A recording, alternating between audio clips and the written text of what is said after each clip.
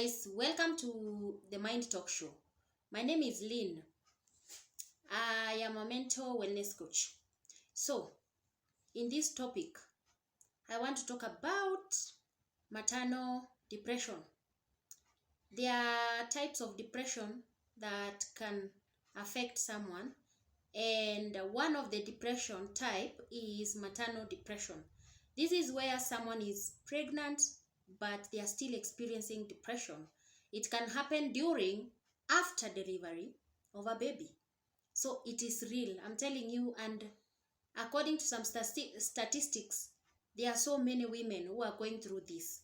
You have given birth to a baby, you have depression. This is where you don't want to see your baby, you don't want to hold your baby, you're feeling headache, you're feeling that very sad, you're feeling this and that, you're feeling a lot of stuff inside of you.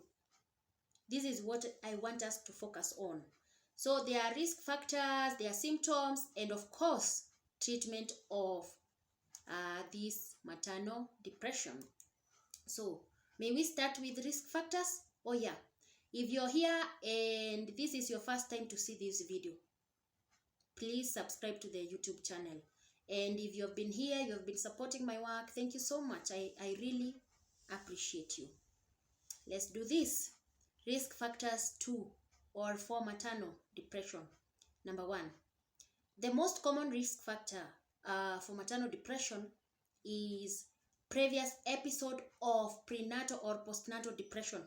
If you had depression on your previous pregnancy, it is likely to come back again. And this is, I think this is the most common that happens. If you have this one, you can have it again. Personal family history. If from your history people have been having this depression, this type of depression, you're likely to have it. You're not an exception. You're likely to have it too. Life stresses. You're living in poverty. You're living in a condition that is not very good. You will have this type of depression. Maybe you have this pregnancy out of your wish, unexpected pregnancy. You will have this type of depression. Difficulty in pregnancies, like there are people who deliver through CS, cesarean section. There are people who deliver through a lot of stuff, you're done this and that. You labor for long period of time. You might experience depression because you're pregnant and you don't know what to expect. You just don't know. I know women, you're understanding me. You have found out that you're pregnant. You don't want to terminate the pregnancy. You're just there knowing that you have difficulties in giving birth. Of course you will have this kind of depression. Another risk factor is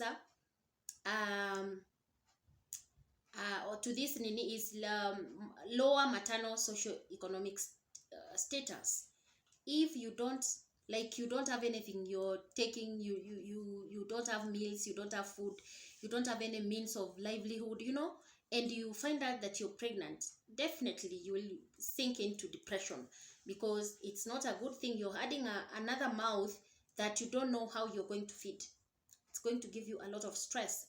Now, I want to give you a little preferences on, so that you can understand when I said this kind of depression is happening a lot to women, so that you can understand. Now, according to survey, 2004 to 2008, through the CDC, Center for Disease Control, they are saying 14.5% of women are reported with these symptoms, symptoms of this kind of depression when they are pregnant. So you can imagine how bad it is. You can imagine how bad. There are a lot of statistics that I can give you, but because of interest of time, I'll just leave it at that. Let us look at the signs and symptoms of this kind of depression. Now, what does a woman who has this kind of depression looks like, or how do they behave? Number 1, they have excessive anxiety, okay, about your baby. There's a time when one of my pregnancies that I had this kind of depression, I can say. I don't know whether it was depression or it was just a thinking in my head, because I used to think like one time I watched news, and one of the remember I was pregnant, heavily pregnant, that is. And one time someone said, according to the news, that someone's baby died. There was no fetal heart rate or something like that, and therefore they had a still baby. So this one kept on ringing in my mind, or it will happen to me, or this one will also affect me, that kind of information. You keep on having that anxiety. I kept on having that anxiety, but I prayed about it, and it disappeared in one way or another, because I don't remember having it anymore. After I switched my mind from thinking about those stuff, I said I'll give birth to a healthy baby, I'll give birth normally, and such kind of stuff. When I started talking positivity into my life, it changed my life a little bit. Now, so there is that excessive anxiety about the baby. You don't know whether you're going to give. Remember, you're carrying a pregnancy. You don't know what it is in your stomach, what is happening in your stomach. You don't know whether the baby will be fine, will be normal, will be abnormal, such kind of things. The fear of the unknown. You don't know what you're fearing about. Yeah. Poor adherence to prenatal cares. If you don't feel like going for prenatal care, that means you might be going through this kind of depression, or you're not interested, which is very wrong, because you're supposed to attend antenatals for you to be able to be helped. If there is any complication, it can be detected earlier for you to get help. So you see, another thing is low self-esteem. This is what many women go through. I'm telling you guys, this one catch up with many women. You feel low self-esteem, you feel worthless, you feel hopeless, you're just there, inadequate, you are nothing, you feel all these things. Inability to experience pleasure. There are those activities which used to make you very happy, but now you feel that you don't want them anymore. You don't feel like doing anything. Let's go shopping, let's go. Maybe you liked shopping, you liked going for sports, you liked doing this and that. You don't feel like it anymore. You liked reading, you don't feel like reading anymore. These symptoms can help you know that maybe you are going through this kind of depression, because it is real and it's happening to many women, as I have given you the statistics. Poor weight gain due to decreased or inadequate diet. You don't feel like, okay, it's normal for hormone change purposes. When you're expecting, maybe you will change the diet. I mean, there are some foods that you will ignore, there are some that you will love more. So this is quite normal. But now you don't want to eat. That's it, because you're stressed. You don't want to eat because you're depressed. This is what is happening, and due to this, you will have low weight. Of course, you're not progressing. You and the baby, you're supposed to increase some weight. I mean, but it reaches a point whereby you are not adding, you're not losing, you're just there. It's quite alarming when this happens, and your health care provider will help you to know what is going on. Many a times, this kind of depression, the major symptom is associated with the suicidal thoughts. Many a times you feel like ending it. You don't want to suffer. You don't want to go through birth. You don't want to go through, labor. Maybe you have had labor before. Maybe you're a first-time mom. So these are the kind of things that happens to you, and you feel like you don't want to go through labor, or you don't want to live anymore. You want to end it. There is also crying too much, difficulty in bonding with your baby after delivery. This is if you have this kind of depression after delivery. You don't want to bond with your baby. You don't want to see your baby. You want to cry. You are depressed. You have a depressed mood all the time. Mood swing. You don't want to talk to people. You don't want people to see you. People are coming to congratulate you because you have a baby. You don't want to hear, you don't want to see them, you don't want to resonate with them. Fear about if you're going to become a good mom. If you're a first-time mom, this happens a lot. You have this kind of depression a lot because you're fearing, am I going to be a good mom? Am I going to be able to raise a child? How is my baby going to be? Am I going to be, am I going to be endless? These are the kind of things that you will think throughout. So this and of course there is loss of appetite. I've talked about that. Bonding, withdraw from the family. You don't want to see family, you don't want to see people, and sometimes you're ashamed, you don't want to see them. Maybe this is your baby number 7 or number 6, and maybe they did not expect, and with this hard economic time, you're just giving birth. So you will have this kind of depression, especially if it comes as an unplanned pregnancy. You will have this kind of depression. Okay, I want to look at depression in the other parent. Remember, you are the two of you who have made this baby, a husband and wife. Now your wife is going through depression, maternal depression. As our husband, you are also there on the other side, you're going through depression. And studies shows that new fathers, especially new fathers, those who have not given birth to babies, experience this postpartum depression. They feel sad, they feel tired, they feel overwhelmed, anxious. They have change in their usual eating, sleeping patterns. These are same symptoms like their mother, but now you're a man. Why should you feel this? Okay, I'm not the judge, but this is what is happening. So the other parent also feel something. They can go through a postpartum depression. Okay, fathers who are young, have a history of depression. You have a history of depression, you have experience or problems in relationship, you also go through this. You're wondering, oh my God, I'm going soon to be a father. Gosh, this is me who is going to be a father. Wow, this is good.